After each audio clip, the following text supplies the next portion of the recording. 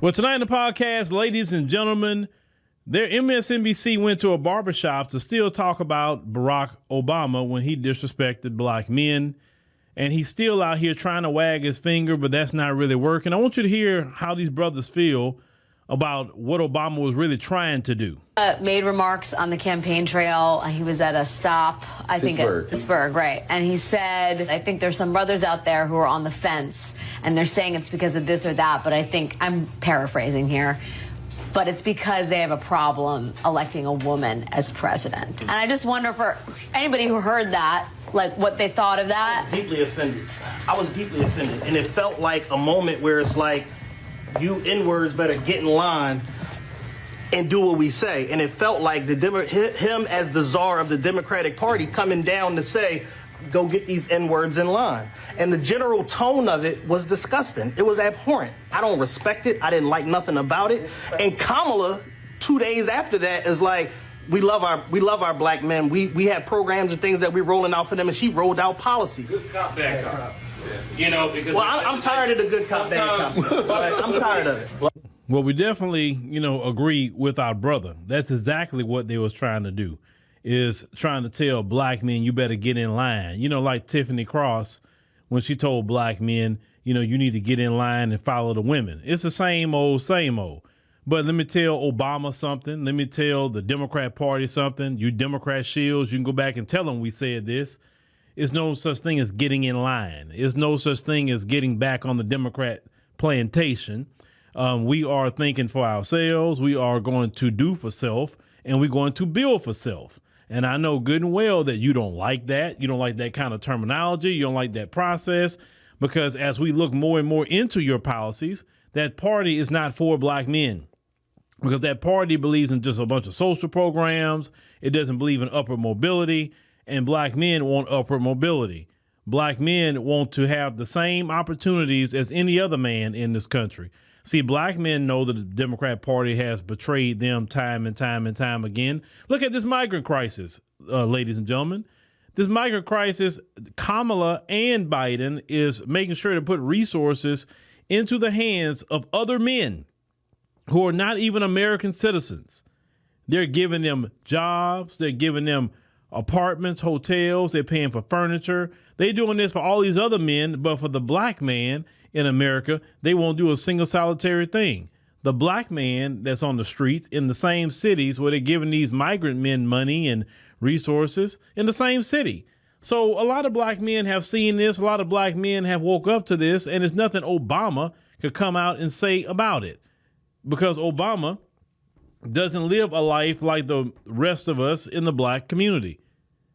And so as we are on this last, full week, right, with this election, election day is coming. Like I said, I already voted, so I'm not getting out there with that. So I could sit on the couch election day because I already voted. See, I got that over with. I told you I was going to do mine the very first day. I voted last week. And in Texas, this was the only weekend that you could have early voted, because it's getting cut off November the 1st. And that's why I kept preaching to y'all, go to early voting, do it early, do it early, do it early. Don't be caught in that crowd, because if anybody do something crazy or some shenanigans go on, I don't want my people in the middle of it. You understand what I'm saying? I don't want y'all in the middle of it. I wanted y'all to go early vote, get it over with, knock it out, and then that's that. And then we just sit back and see what's going to happen. But see, this election is different for the Democrat Party. See, the Democrats are used to black men just getting, like he said, in line. And the way black men are moving now, I promise you, we have greater days ahead as the black community. We really do.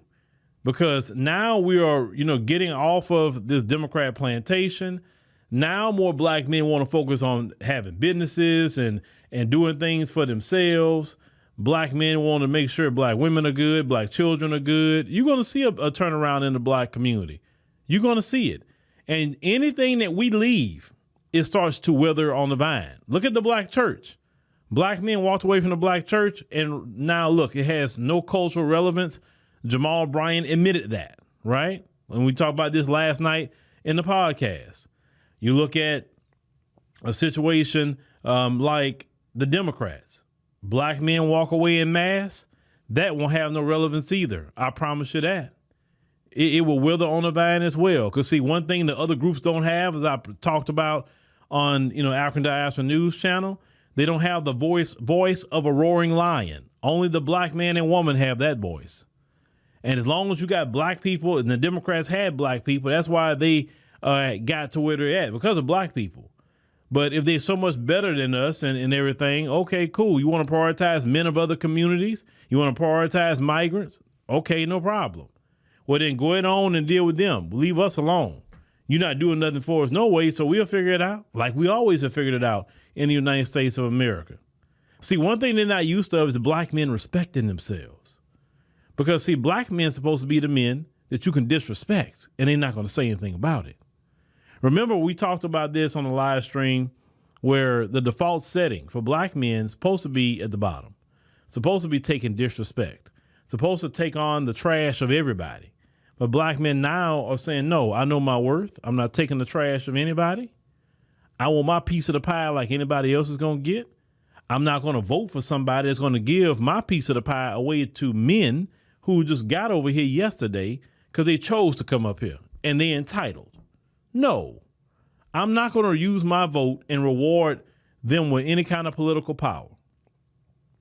And look, they tried everything they can. Oh, Trump's racist. Trump's a fascist. Trump's he wants to judge generals like Hitler and all this stuff that they say about Trump. Right? This is all what they said about it. As of in recent reports, black people like, you know why black people like that about it? Because it lost its sting.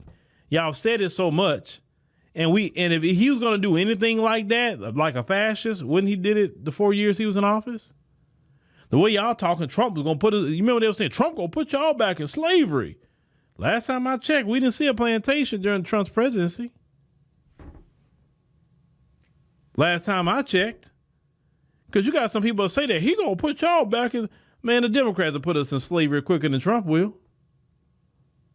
Because look all the black people the Democrats have put in jail. Look all the black people Kamala Harris have put in jail. Look all the black people Joe Biden have helped put in jail.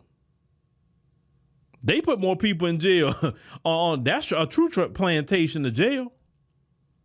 Because that same 13th Amendment that say you're not a slave no more, that same 13th Amendment say except for crime and punishment. Except. So you can be a slave that way. And that's why Joe Biden and Kamala Harris have been horrible to the black community. They've both been behind legislation and prosecution of black men and black women. Kamala Harris set up here and locked up a bunch of black mothers. Well, she's supposed to be a sister girl ski-weeing it up, right? That's why even black women come out and say, ain't no black woman. That's not a black woman. Because a black woman doesn't want to lock up a bunch of black women on some stupidity like truancy. So Joe Biden and Kamala, they were perfect for each other because they both had anti-black racism in them.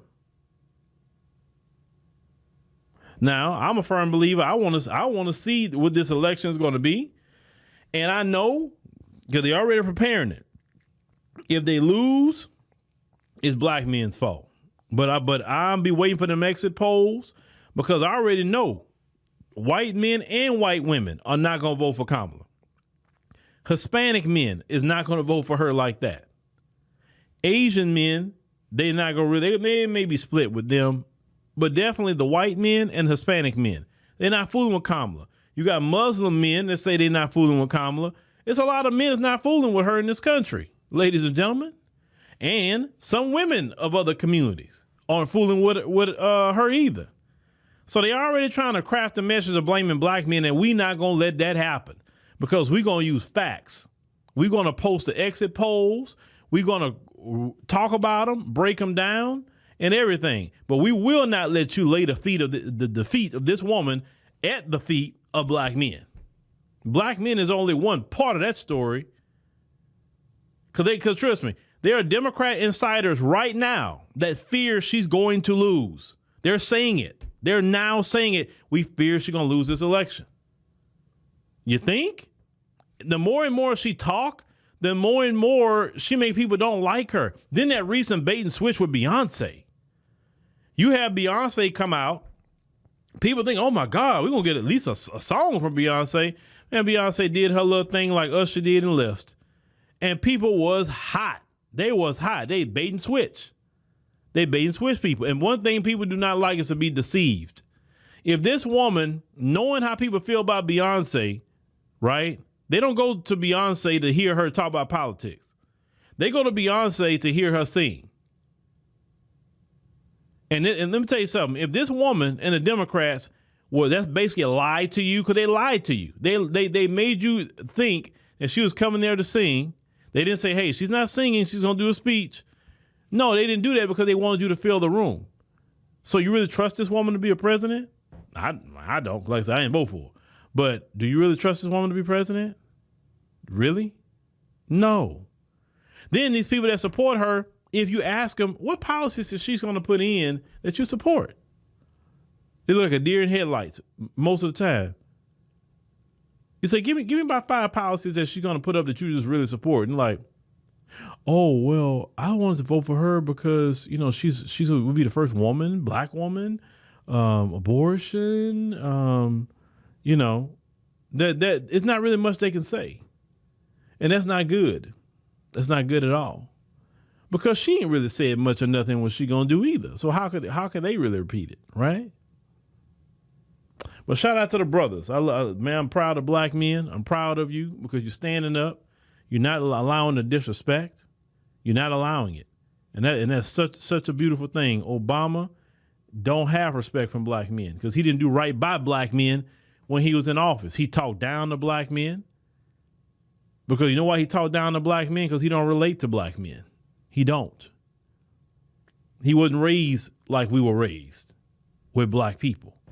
He was raised with them folks. He relate more to them, but he don't relate to us at all. And that's always been his issue and problem. That's why, you know, he others us. Just like that's why we had to delineate. Because see, delineation, we understand the mindset of Obama and Kamala with delineation.